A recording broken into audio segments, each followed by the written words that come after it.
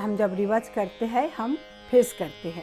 पहली समस्या गले की कमजोरी या आवाज़ जल्दी थक जाना। दूसरी समस्या क्या आता है, सुर बिगड़ना। ये भी बहुत कॉमन और अक्सर दिखा जाता है कि हम गाते गाते एक स्केल में गाना शुरू करते हैं और कोई दूसरे स्केल में पहुंच जाते हैं। तीसरी बहुत बड़ा समस्या होता है ताल, रिदम की समस्या। अक्सर हम ताल या लय से बाहर आ जाते हैं। चौथा जो अक्सर ये भी दिखा जाता है आत्मविश्वास की कमी, तो हमारा कॉन्फिडेंस की कमी हो जाता है। नमस्कार, मैं हूँ सपना चक्रवर्ती। आप सभी का स्वागत है लर्न म्यूजिक विद सपना चैनल पर। आज मैं लेकर आई हूँ एक बहुत ही ज़रूरी टॉपिक, गायकी की समस्याएं और उनसे बाहर आने की रास्ता। हम सब जानते हैं कि हर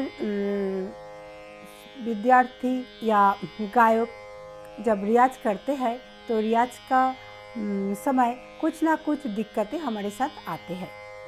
गला साथ नहीं देना, कभी सुर गड़बड़ा जाते हैं, कभी ताल से हम बाहर हो जाते हैं और कोई बार हमारे आत्मविश्वास टूट जाते हैं।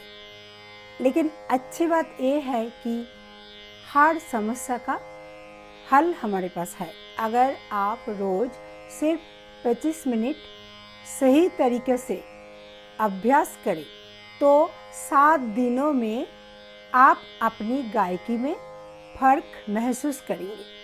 तो चलिए अब हम डिस्कस करते हैं समस्या के बारे में।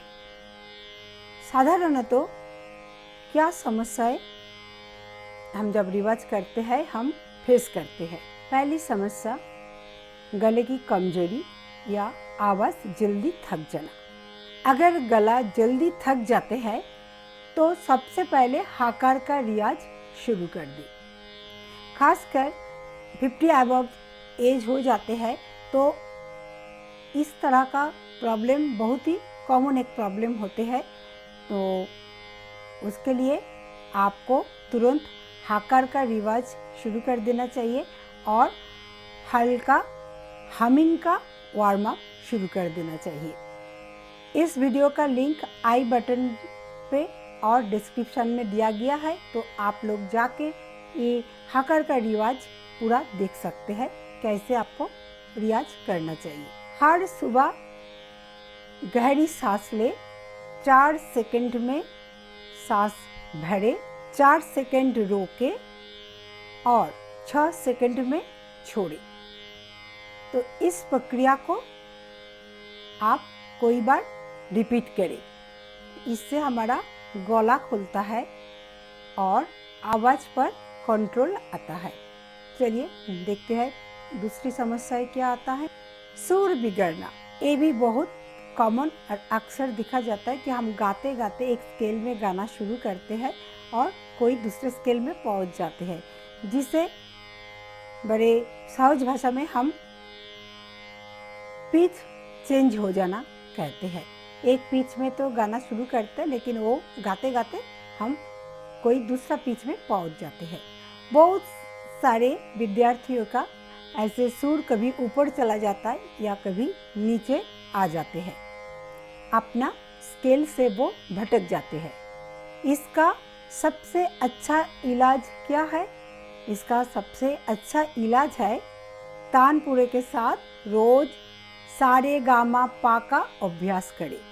शुरू में सा को 2 से 3 मिनट खाली हमारा रूट नोट सा का रिवाज करें और फिर सारे गामा पा मा गा रे सा, यही सिंपल अलंकार को रोज रोज तानपुरा में प्रैक्टिस करें और रिकॉर्ड करके अपनी आवाज़ को सुनने का भी अभ्यास डालें, ताकि नियमित रूप से आप अपना वॉइस का चेंजिंग होना वो आप मॉनिटर कर पाए।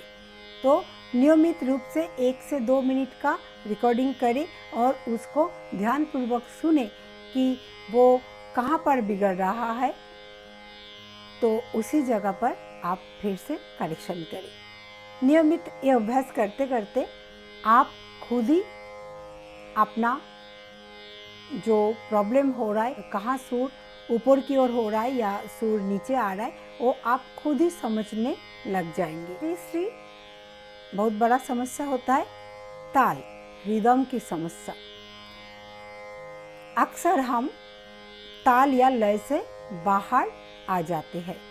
गाना गाते गाते एक लय में तो गाना शुरू करते हैं, लेकिन बाद में वो लय से हम कब बाहर आ जाते हैं खुद को पता नहीं चलता है। हमारा मुखरा एक जगह से शुरू होता है और जब हम गाना गा के मुखरा में वापस आते हैं तब तक हम दूसरे जगह लय पे आके पहुंचते हैं। तो ये समस्या कैसे दूर करें, और ये लय से बाहर आना या जिसे हम बोलते हैं लय की कच्चा, तो इस तरह अगर आपका प्रॉब्लम है तो इस पर भी मैं कोई सारे वीडियो अपलोड की हूँ, ताकि लय या ताल को बहुत सरल और सहज भाषा में आप समझ पाए और ताल को बिल्कुल मुट्ठी में कर पाए। तो ताल का भी लिंक ऊपर में दिया गया है आई बटन में, और डिस्क्रिप्शन बॉक्स में भी उसका लिंक दिया है। तो ज़रूर वो लिंक से जाके एक बार ताल का वीडियो भी आप देखें, ताकि आपको बहुत आसान हो जाएगा। गाना अच्छा होता है, बहुत अच्छा गा लेते हैं, लेकिन ताल में नहीं बिठा पाते हैं, ताल में वो गाना ठीक से नहीं बैठता है। ये समस्या बहुत ही आम समस्या है। बहुत लोग मुझे लिखते भी है कि मैम गाना तो गा लेते हैं लेकिन लय के साथ बिगड़ जाता है। इसका उपाय भी बहुत आसान है, तो चलिए इसका उपाय जानते हैं कैसे हम ताल को मजबूत करें। रोज नियमित रूप से अपना गायकी, जो भी आप गाना गाते हैं वो गायकी को आप 2 मिनट का रिकॉर्ड करें। हमेशा एक रिदम के साथ गाने की अभ्यास डालें, चाहे अलंकार से क्यों ना हो, हमेशा लय के साथ गाने की आदत डालना। कोई बार देखा जाता है कि हम बिना लय के ज़्यादातर प्रैक्टिस कर लेते हैं, और जब वो चीज़ों को लयकारी में ले आते हैं तो हमें बहुत तकलीफ होते हैं, क्योंकि बिना लयकारी में हम आराम से गाते हैं, कोई पर मात्रा बढ़ा देते हैं या घटा देते हैं, उस टाइम हम मेजरिंग नहीं करते हैं तो हमें पता नहीं चलता है। जब हम ताल में आते हैं, ताल क्या होता है, ताल के माध्यम से हम अपना गाने का लेंथ को मेज़र करते हैं। तो जब हम तालों में वो गाना गाने लगता है तो देखते हैं क्या हमारा मेजरिंग नहीं मैच हो रहा है। तो इसके लिए आपको तो नियमित रूप से लय के साथ गाने की आदत बनाना है, और फिर 2 मिनट की अपनी गायकी को रोज 1 से 2 मिनट का रिकॉर्डिंग करें और सुने कहाँ पर आपका लय टूट रहा है, वो जगह को मार्क करें, क्योंकि उसी जगह को आपको बार बार गाते हुए प्रैक्टिस में लाते हुए उसे सुधारना है।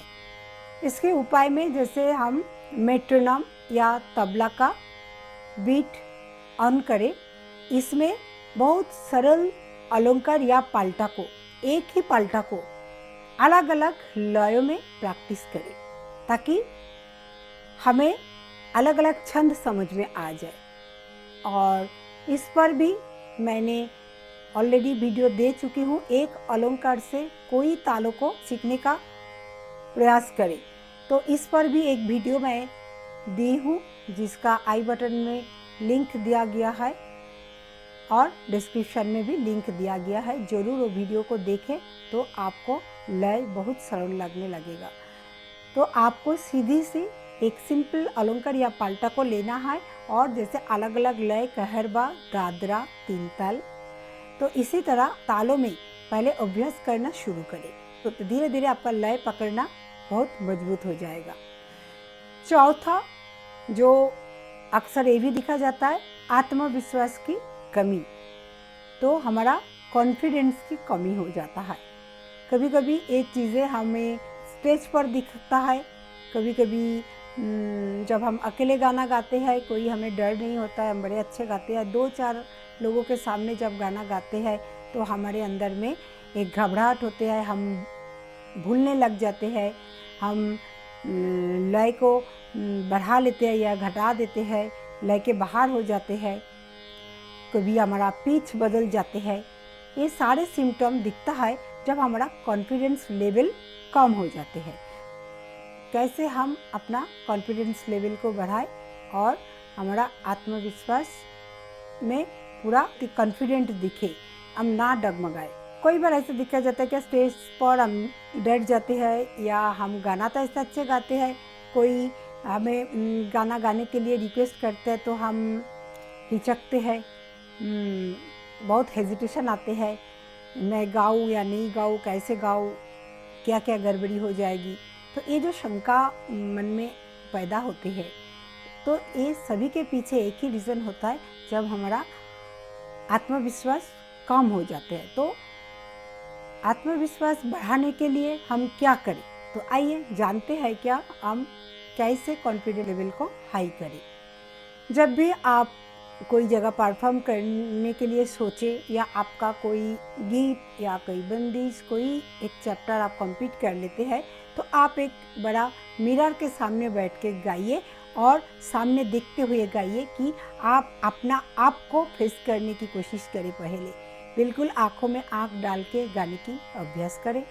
रोज़ाना 2 मिनट का रिकॉर्डिंग आपकी गायकी से करें और उसे सुनते रहे और छोटे छोटे करेक्शन जहाँ ज़रूरत पड़े तो उसे करते रहिए। ऐसे लगातार महीना 2 महीना भर में आप देखेंगे आपका कॉन्फिडेंट लेवल बहुत हाई हो गया। जो छोटे मोटे गलतियाँ भी आपका हो रहा था उससे भी आप बाहर आ चुके हैं। और सेल्फ आप अपना आपको रोज़ एक पॉजिटिव थॉट्स मन में लेके चलना है। आपको रोज़ परफॉर्म या रोज़ रिवाज से पहले आपको सोचना है क्या मैं इम्प्रूव कर रही हूँ, मैं रोज़ बेहतर हो रही हूँ, मतलब आपका इम्प्रूविंग हो रहा है। ये जो फेथ, ये जो पॉजिटिव थॉट्स, ये जो पॉजिटिव सोच, ये आपको मन में हमेशा बना के रखना है। जब आप रिवाज करते हैं ऑलवेज आप सोचिए क्या आप अच्छा कर रहे हैं और आपका अच्छा हो रहा है डे बाई डे। तो ये शब्द हमें बहुत कॉन्फिडेंस देता है। अगर आपका दिमाग में नेगेटिव थॉट्स ज़्यादा आ जाते हैं तो कोई भी चीज़ फेस करने से पहले ही हम हार जाते हैं। तो इसीलिए मन में कभी नेगेटिव ख्याल आने नहीं देना है। ये जो छोटी सी आदत बहुत बड़ा फर्क लाएगी। तो ये जो मेन 4 समस्याएं हम लोग फेस करते हैं आमतौर पे देखा गया है, तो वो सारे समस्याएं मैंने डिस्कस किया और उसका समाधान पर भी चर्चा किया। एक मैं आपके साथ 7 डेज का गाइडलाइन भी शेयर कर रही हूँ, तो आप इसी तरह इसे फॉलो कर सकते हैं। और अगर आपको ये वीडियो अच्छा लगे, आप डिटेल्स में ये 7 डेज चैलेंज लेना चाहते हैं या इसका डिटेल्स लेसन प्लान चाहते हैं, तो पहले ज़रूर आप चैनल को सब्सक्राइब करें और वहीं पर आपको चाहिए तो आप अपना फ़ोन नंबर शेयर करें, व्हाट्सएप नंबर शेयर करें, ताकि मैं आपको कंप्लीट लेसन प्लान भेज पाऊँ। तो चलिए आप जस्ट एक एवरेज एक आपको गाइडलाइन मैं देते हुए 7 डेज को हम किस तरह प्रैक्टिस करें। 7 दिन की रियाज रिकवरी प्लान की आप नज़र रखें अगला वीडियो पर, जहाँ मैं 7 डेज रियाज रिकवरी प्लान पर डिस्कस करेंगे और संपूर्ण रियाज लेसन चार्ट आपके साथ शेयर करूंगी। Day 1, day 2, day 3, day 4, day 5, day 6 and day 7 पर आपको क्या प्रैक्टिस करना चाहिए, वो सारे प्रैक्टिस की लेसन भी मैं आपके साथ शेयर करूंगी।